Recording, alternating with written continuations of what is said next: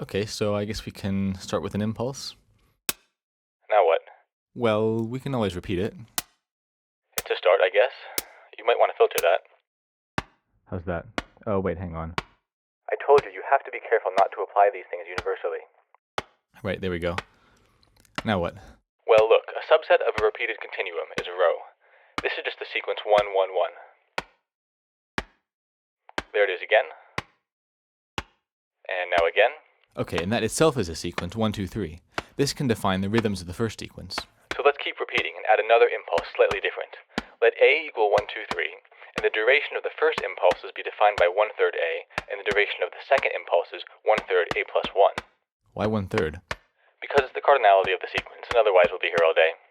Let's divide the second sequence by 4. See, that's more interesting. It's polyrhythmic. Really, it's just prolation, a temporal ratio.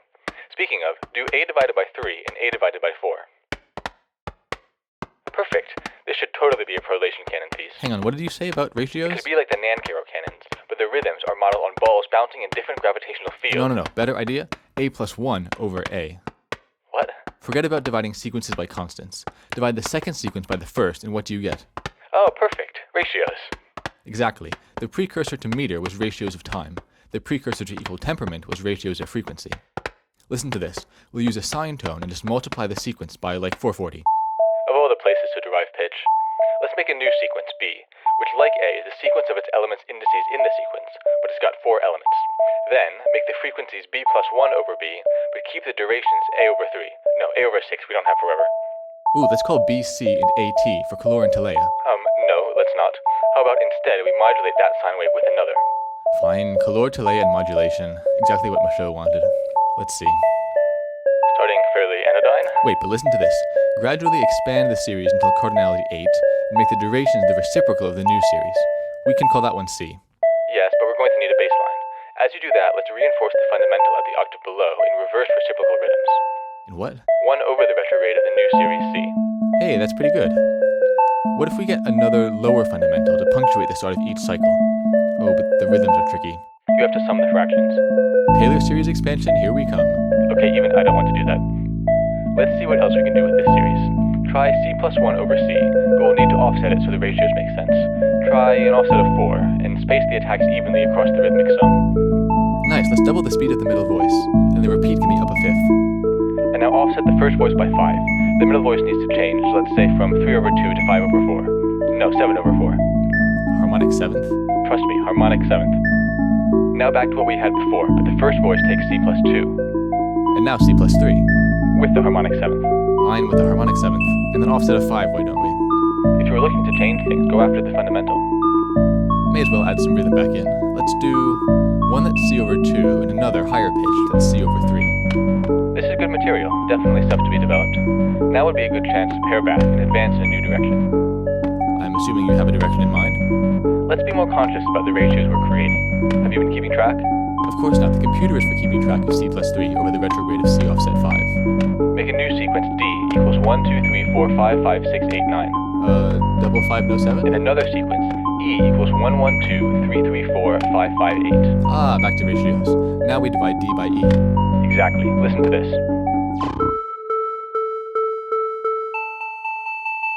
You literally cannot be left alone. Why are we going back to the bouncy ball idea? Because it's an excellent idea. As a matter of housekeeping, I also modified the amplitude by the reciprocal frequency to even out the perceived loudness. It's completely unconvincing. Did you just make these numbers up? I had to guess pretty quickly. I'm deriving a better equation. With physics? No, with recursion. Multiplication by a factor of 0.9. Oh, that's not exactly what I meant. The melodic sequence is 6 terms and the rhythmic is 16. It works though, I'm keeping it. I need something else. A drone. Everything is better with a drone. Fine, but the synthesis could be more interesting as well. Then let's alter the modulation ratio by the sequence D and the carrier ratio by D over E. Wait. Do the main modulation ratio by the reciprocal of D, and on the drone by the reciprocal of E.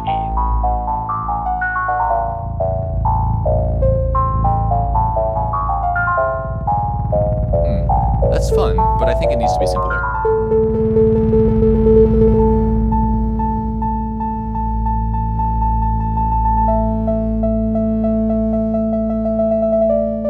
Look, I even added the harmonic 7th just for you.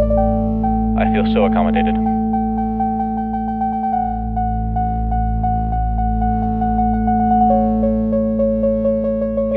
so bad.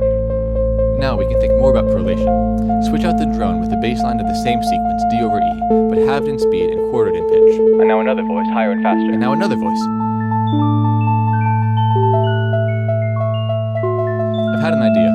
So far, we've been multiplying a fundamental by a ratio of two sequences to produce pitches. What if we just multiply by a single sequence, which undergoes alterations of internal order? Let's create a new sequence, m, of the numbers 1 to 16. M? How did you get that far down the alphabet? I was using some other letters in the background. Speaking of the background, you might as well make the fundamental your body temperature. Footnote 1. I am now measuring my body Wait, temperature. that actually works? Of course it works. As an elaboration of marginal glosses, it's the oldest discursive technique in the book. Oh, look at that, 98.6. How do we get out again? End footnote. Let's have the fundamental multiplied by the sequence m, and let the duration equal twice the reciprocal of the retrograde of m.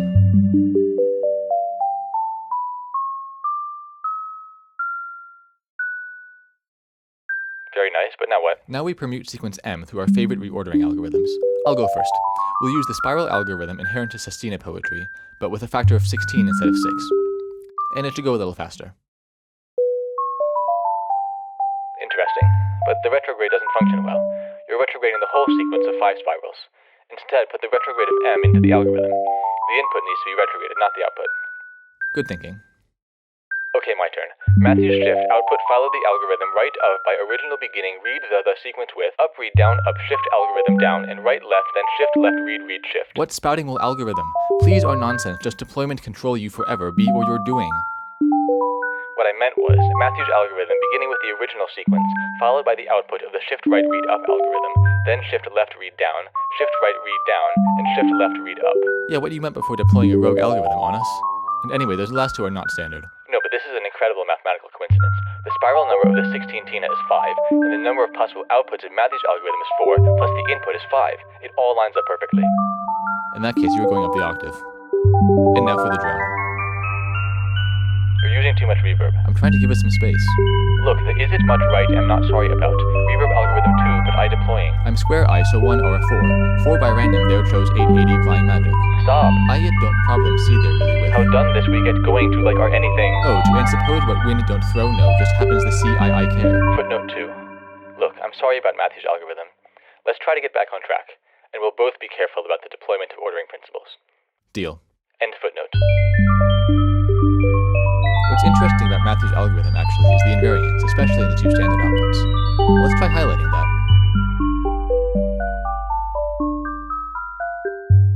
Great, let's call that sequence S, and now try S plus 2 against M. And let's double the speed of S plus 2.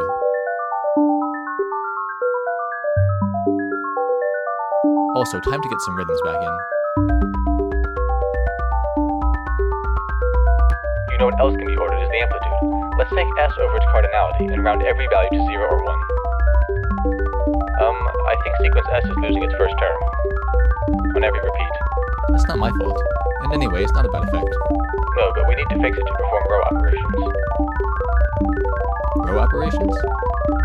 Sequences are just rows. Welcome to 16-tone theory. We'll start by using the retrograde of M and the retrograde of S. And then move into the retrograde inversion of M. Inverted how? Around the center. Now let's complicate things. The sequence U equals Matthew's algorithm right up, and the sequence V the fifth spiral of the 16 Tina. Hang on, prime them by themselves so we have some more time. That does not sound like a valid operation, or at least a valid motivation. Now upon each iteration, the rows will be transformed by one of the 4 Klein group operations, 0, 1, 2, 3 equals P, R, I, R, I, selected by the sequence R mod 4, and transposed by plus 1. You really just want to make this difficult. Hang on, this doesn't work. What do you mean? It sounds great.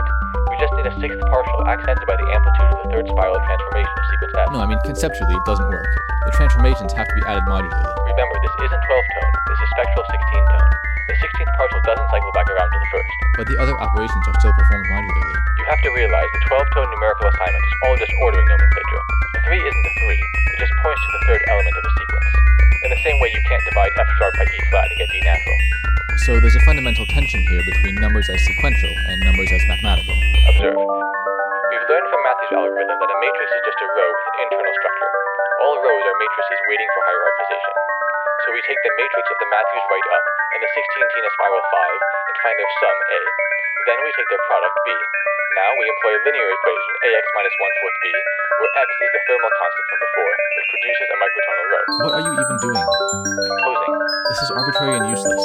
None of these random row operations in matrix arithmetic produces a coherent structure. I think you'll find the coherence of matrix algebra and group theory pretty hard to beat with the aesthetic randomness of functional harmony. Look, my point is, just because an operation is constructible doesn't mean it's productive. We could suddenly divide all the numbers by pi, but Let's do it. no, it doesn't matter. It doesn't change anything in a meaningful way. Stop adding distortion. I'm not adding distortion. Yes, you are. I can hear it. You're ripping apart the compositional universe. I'm ordering it. You're disordering it. It all comes down to list allotropy. A matrix is a list with the internal structure, when differentiated from the next, the same way that diamond is differentiated from coal. The row transformations don't even hold in mod 16 space.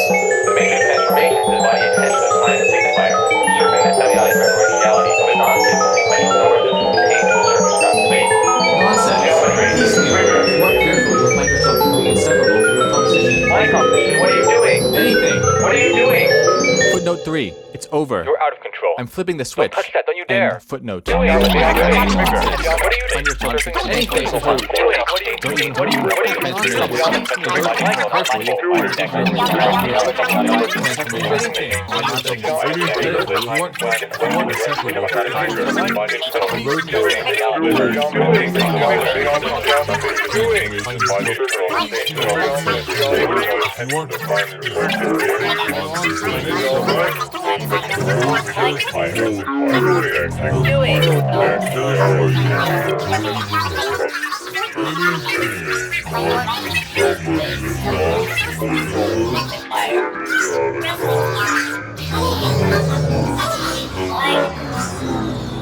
Like